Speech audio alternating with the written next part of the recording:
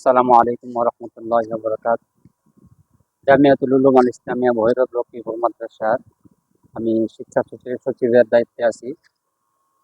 তো ওনারা গতকালকে মাদ্রাসার প্রিন্সিপাল যিনি আছেন উনিও তখন ছিলেন। ওনার সাথে আলোচনা করার পরে আজকে সকাল থেকে নিয়ে প্রায় 3টা পর্যন্ত আমাদের এখানে অনেকগুলো এই চিকিৎসার জনকল্যাণ মানবিক সংগঠনের উদ্যোগে অনেক সুন্দর চিকিৎসা তারা দিয়েছেন এবং দীর্ঘক্ষণ এক একটা রোগীকে সময় দিয়েছেন। তাড়াহুড়া কোনো বিষয় ছিল না। কোনো রোগীকে আধা ঘন্টা, কোনো রোগীকে 15 মিনিট, 20 মিনিট, যার যতক্ষণ সময় লেগেছে তাকে ততটুকু সময় দিয়েছেন। এটা আসলে সব সংগঠন বা সব ডাক্তাররা এতটুকু সময় দেয় না।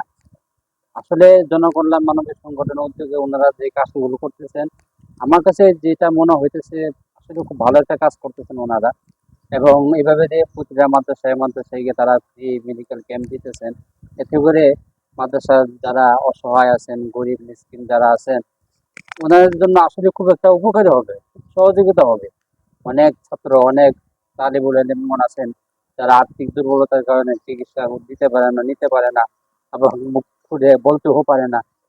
যে ওনারা যেভাবে চলতেছেন, দোয়া করি, সবার কাছে দোয়া চাই যে ওনারা যে এভাবে যে চালাইতেছেন, আল্লাহ তাআলা যেন ওনাদেরকে আরো সামনে বড় হয়ে অগ্রসর হওয়ার তৌফিক দান করুন। তো ইনশাল্লাহ আমরা এখানে যারা ছিলাম, ছাত্র, উস্তাদ, শিক্ষক যারাই ছিলেন, স্টাফ পুরো মাদ্রাসা বন্ধ, তারপরেও অনেক ছাত্র পড়াই দেখিয়েছে।